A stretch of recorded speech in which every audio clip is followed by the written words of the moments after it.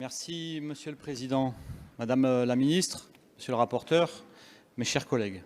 Madame la Ministre, je pense que nous avons un problème de communication et sur ce sujet trop important, je me propose de traduire les arguments de cet amendement, dans votre novlangue. Je ne doute pas que la compréhension en sera améliorée et que vous soutiendrez enfin cette proposition.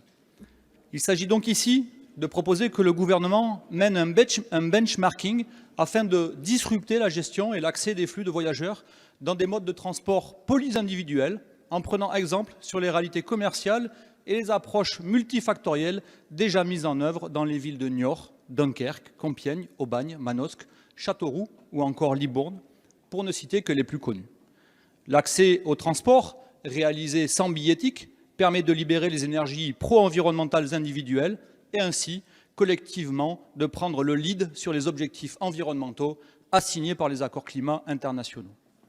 Parmi les effets induits de cette pratique de mobilité renouvelée et libéralisée, il est à noter que la cohabitation des différents publics présents dans l'open space du véhicule, conducteurs, passagers, clients, usagers, se trouve sur un mode de relations interpersonnelles apaisé, même sans intermédiation. Ainsi, par cette dynamique RH, l'efficacité opérationnelle est améliorée pour les conducteurs. En ce qui concerne l'objectif initial de la réallocation modale des flux de personnes transportées, il est à noter que le transfert se produit de façon automatique et significative du fait de la flexibilité apportée par l'accès sans billettique qui relègue le véhicule individuel au rang de vieux monde. Par ailleurs, les machines destinées à délivrer les titres de transport ainsi économisés génèrent une marge redirigée vers des agents humains chargés de l'accueil et la répartition des voyageurs, garantissant ainsi un effet win-win sur tout le process.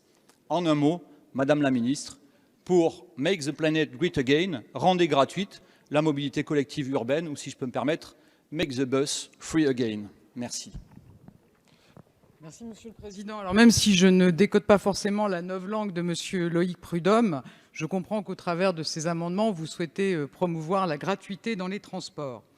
Alors comme vient de le dire Monsieur le rapporteur, la gratuité, ça n'existe pas. Pour faire fonctionner des réseaux de transport public, il faut financer des investissements sur les infrastructures, sur le matériel roulant, il faut payer des salariés. Donc la question que vous posez, c'est finalement de déplacer le curseur entre les contribuables et les usagers. Merci, Monsieur le Président. Oui, cet argument de qui paie, vous nous l'avez renvoyé déjà en commission. Alors d'abord pour Monsieur le rapporteur, on n'oblige personne, c'est proposer qu'il y ait une étude qui soit faite pour regarder ça. Sur le qui paie, Madame la Ministre, mais pardonnez-moi, les infrastructures routières, les gens qui n'ont pas de voiture les paient, effectivement, les contribuables les paient, et pourtant ils n'ont pas de voiture. Donc c'est effectivement...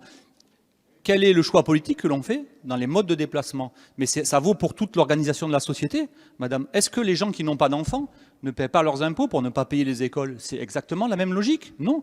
Les impôts, le contribuable paie et on choisit ensemble, en commun, quels sont les services que l'on veut rendre publics et pourquoi pas, le cas échéant, accessibles à tous, sans condition de s'acquitter d'un billet ou de quoi que ce soit d'autre. C'est effectivement un choix éminemment politique. Ça n'est pas du tout un choix financier, budgétaire. C'est justement, avec nos impôts, qu'est-ce que l'on choisit de financer pour réaliser, en l'occurrence, dans ce cas particulier, des transports urbains gratuits. Ce n'est pas pour balader les touristes gratuitement, c'est pour que nos concitoyens et concitoyennes puissent se déplacer d'une manière libre et en laissant leur voiture individuelle massivement dans leur garage. Je vous remercie.